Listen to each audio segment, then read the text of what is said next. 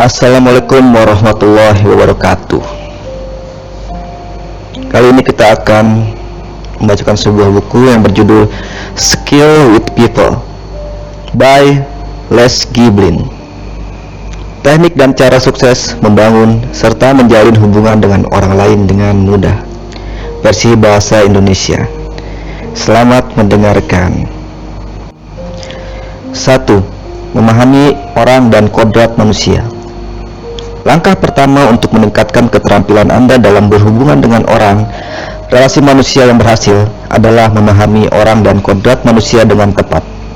Bila Anda mempunyai pemahaman yang tepat mengenai orang dan kodrat manusia, bila Anda tahu mengapa orang melakukan hal-hal yang mereka lakukan, bila Anda tahu mengapa dan bagaimana orang akan bereaksi di bawah kondisi tertentu, maka Anda dapat menjadi manajer orang yang terampil. Memahami orang dan kodrat manusia hanyalah soal mengenali dan mengakui orang sebagaimana mereka adanya, bukan apa yang Anda kira atau pikirkan tentang mereka, dan bukan Anda menginginkan mereka menjadi apa. Orang terutama tertarik pada diri mereka sendiri, bukan pada Anda. Dengan kata lain, orang lain itu 10.000 kali lebih tertarik pada dirinya sendiri daripada tertarik pada Anda, dan sebaliknya.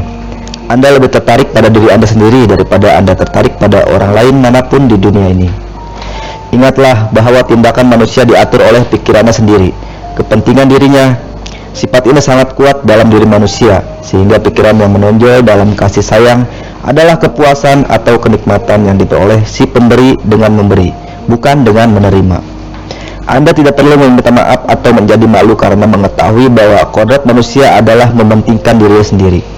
Sejak awal memang demikian dan akan tetap demikian sampai akhir zaman, karena manusia ditempatkan di bumi dengan kodrat itu. Kita semua serupa dalam hal ini. Pengetahuan ini, bahwa orang terutama tertarik pada diri mereka sendiri, memberi dasar yang kokoh bagi Anda untuk berhubungan dengan orang. Pengetahuan ini juga memberi Anda kekuatan dan keterampilan dalam hubungan Anda dengan orang lain. Dalam bab-bab berikut ini, Anda akan melihat berapa banyak teknik yang berasal dari pemahaman ini. Jadi sesungguhnya ini adalah kunci kehidupan bagi Anda untuk menyadari bahwa orang terutama tertarik pada diri mereka sendiri dan bukan pada Anda. 2. Cara terampil untuk berbicara dengan orang. Ketika Anda berbicara dengan orang, ambillah topik yang paling menarik bagi mereka untuk dibicarakan. Apa topik yang paling menarik bagi mereka di dunia ini? Diri mereka. Ketika Anda berbicara pada mereka tentang diri mereka, mereka akan sangat tertarik dan amat terpesona. Mereka akan berpikir baik tentang Anda karena melakukan hal ini. Ketika Anda berbicara dengan orang tentang diri mereka, Anda mengusap mereka dengan cara yang benar. Anda bekerja dengan kodrat manusia. Ketika Anda berbicara dengan orang tentang diri Anda sendiri, Anda mengusap mereka dengan cara yang salah dan bekerja melawan kodrat Anda. Singkirkanlah 3 kata ini dari kosakata Anda. Saya, aku, milikku.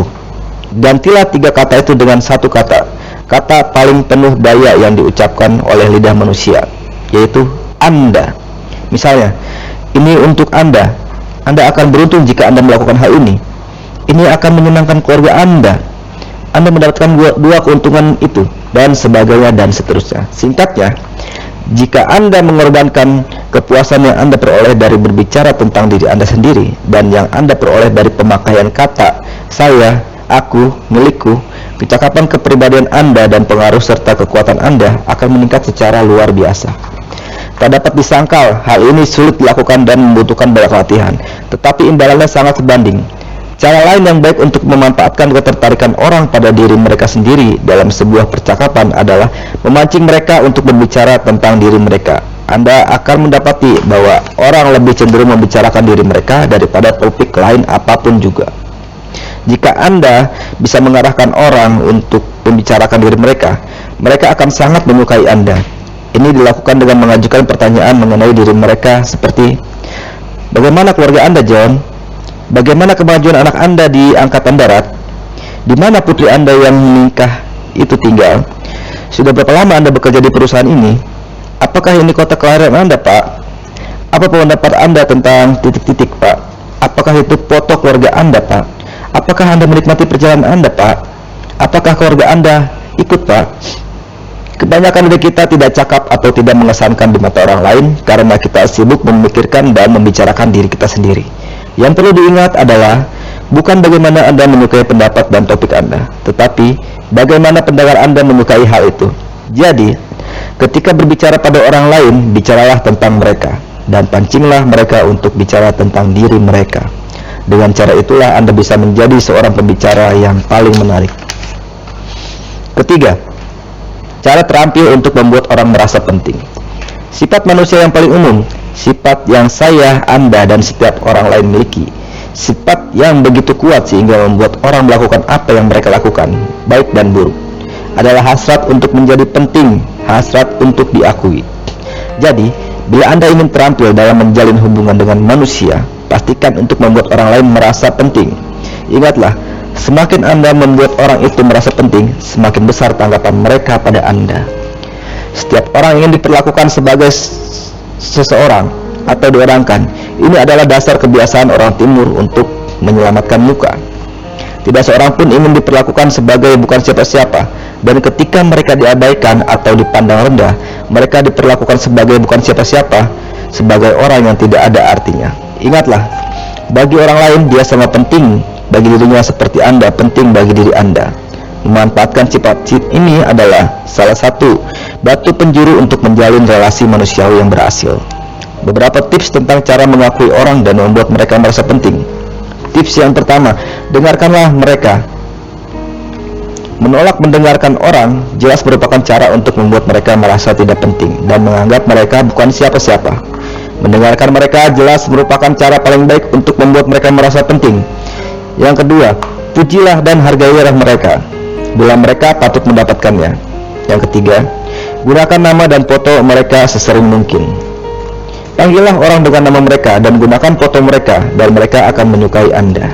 Keempat, berhentilah sejenak sebelum Anda menjawab mereka. Ini memberi kesan bahwa Anda telah merenungkan apa yang mereka katakan dan bahwa ada manfaatnya untuk merenungkan. Kelima, gunakan kata-kata mereka Anda dan milik Anda, bukan saya, aku, milikku. 6. Sambutlah orang yang menunggu untuk bertemu Anda. Jika mereka harus menunggu, buatlah mereka tahu bahwa Anda tahu mereka sedang menunggu. Ini berarti sungguh memperlakukan mereka sebagai seseorang. Yang ketujuh, perhatikanlah setiap orang di dalam sebuah kelompok, bukan hanya pemimpin atau pembicara. Sebuah kelompok itu lebih dari satu orang. Bab keempat, cara terampil untuk menyetujui pendapat orang. Satu langkah paling penting yang dapat Anda lakukan untuk menjadi terampil dalam berhubungan dengan orang adalah Anda harus menguasai seni bersedia menyetujui. Sungguh, ini adalah salah satu mutiara kebijaksanaan zaman kita. Barangkali tiada hal lain yang akan sangat membantu Anda dalam hidup Anda seperti halnya teknik bersedia menyetujui yang mudah dilakukan ini. Selama Anda hidup, jangan pernah lupa bahwa orang bodoh bisa tidak setuju dengan orang lain, dan bahwa dibutuhkan orang yang bijak, orang yang pandai, orang yang berjiwa besar untuk menyetujui orang lain, terutama bila orang lain itu jelas salah. Seni bersedia menyetujui mempunyai 6 bagian. Bagian yang pertama, belajar untuk mau menyetujui, setuju dengan orang lain. Gunakanlah sikap mau menyetujui sebagai kerangka berpikir Anda. Kembangkanlah sikap dasar mau menyetujui. Jadilah orang yang secara alamiah mau menyetujui orang lain. Kedua, katakan pada orang bila Anda setuju dengan mereka. Tidaklah cukup untuk mau menyetujui orang lain. Biarkan orang lain tahu bahwa Anda setuju dengan mereka. Anggukan kepala Anda sebagai tanda ya, dan pandanglah mereka ketika Anda melakukannya. Dan katakan kepada mereka, saya setuju dengan Anda, atau Anda benar. Ketiga, jangan katakan pada orang bila Anda tidak setuju dengan mereka, kecuali mutlak perlu. Jika Anda tidak bisa menyetujui orang lain, dan seringkali demikian, maka jangan tidak setuju dengan mereka, kecuali mutlak perlu. Suatu saat Anda akan heran betapa jarang Anda akan bersikap demikian lagi. Yang keempat, akuilah bila Anda salah. Kapanpun Anda salah, katakanlah dengan lantang, saya melakukan kesalahan, saya salah, dan sebagainya, dan seterusnya. Dibutuhkan orang berjiwa besar untuk melakukan ini, dan orang kagum pada siapapun yang dapat melakukan hal ini. Orang biasa akan berbohong, menyangkal, atau mencari dalih. Yang kelima, tahanlah diri Anda untuk tidak berdebat. Teknik terburuk yang dikenal dalam hubungan manusia adalah berdebat. Sekalipun Anda benar, jangan berdebat. Tidak seorang pun memenangkan argumen atau teman dengan jalan berdebat. Yang keenam, tanganilah orang yang berkelahi dengan tepat. Orang yang senang berkelahi hanya menginginkan satu hal, sebuah perkelahian. Teknik yang lebih baik untuk menangani mereka adalah menolak untuk berkelahi dengan mereka. Mereka akan gelisah, menggerutu, dan kemudian kelihatan bodoh. Alasan dibalik seni bersedia menyetujui. Orang menyukai mereka yang setuju dengan mereka. Orang tidak menyukai mereka yang tidak setuju dengan mereka. Orang tidak suka bila tidak disetujui. Oke, bab yang kelima, cara terampil untuk mendengarkan orang. Semakin Anda mendengarkan, Anda akan semakin pandai, semakin disukai, dan semakin baik sebagai pembicara. Seorang pendengar yang baik selalu berhasil jauh melampaui seorang pembicara yang baik dalam hal mendapatkan afeksi orang lain. Ini karena seorang pendengar yang baik selalu membiarkan orang untuk mendengarkan pembicara favorit mereka, yaitu diri mereka sendiri. Ada beberapa hal dalam hidup yang akan membantu Anda lebih dari sekadar menjadi seorang pendengar yang baik. Akan tetapi, menjadi seorang pendengar yang baik bukanlah suatu kebetulan. Ada 5 aturan yang membuat orang menjadi pendengar yang baik. Aturan yang pertama, menatap orang yang sedang berbicara. Siapapun yang berharga untuk didengarkan, berharga untuk ditatap. Condongkan badan ke si pembicara dan dengarkan dengan penuh perhatian. Tampak seolah-olah Anda tidak mau kehilangan satu kata pun. Yang ketiga, ajukan pertanyaan.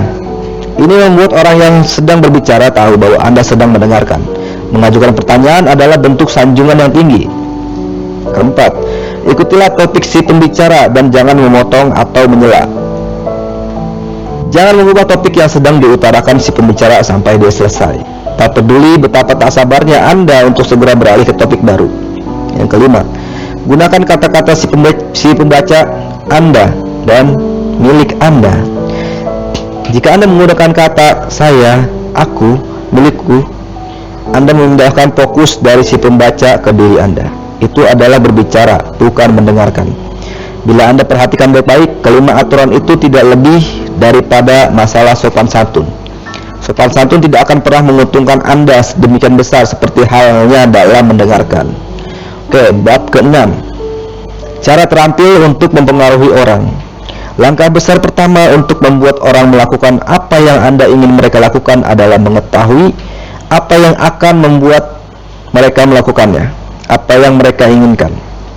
Bila Anda mengetahui apa yang menggerakkan mereka, Anda akan mengetahui bagaimana caranya menggerakkan mereka. Kita semua berbeda. Kita menyukai hal-hal yang berbeda. Kita memberikan nilai yang berbeda pada hal-hal yang berbeda. Jangan membuat kesalahan dengan mengandaikan bahwa orang lain menyukai apa yang Anda suka atau mencari apa yang Anda cari. Ketahuilah apa yang mereka cari, apa yang mereka suka. Maka Anda dapat menggerakkan mereka dengan mengatakan apa yang ingin mereka dengar. Anda hanya menunjukkan bagaimana mereka bisa mendapatkan apa yang mereka inginkan dengan melakukan apa yang Anda ingin mereka lakukan. Ini adalah rahasia besar untuk mempengaruhi orang.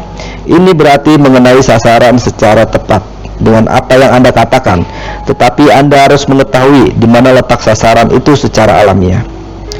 Contoh untuk menerapkan prinsip ini agar berhasil adalah andaikan Anda adalah seorang majikan dan Anda berusaha untuk merekrut seorang insinyur untuk bekerja bagi Anda tahu bahwa beberapa perusahaan lain telah menawarkan posisi yang menarik padanya.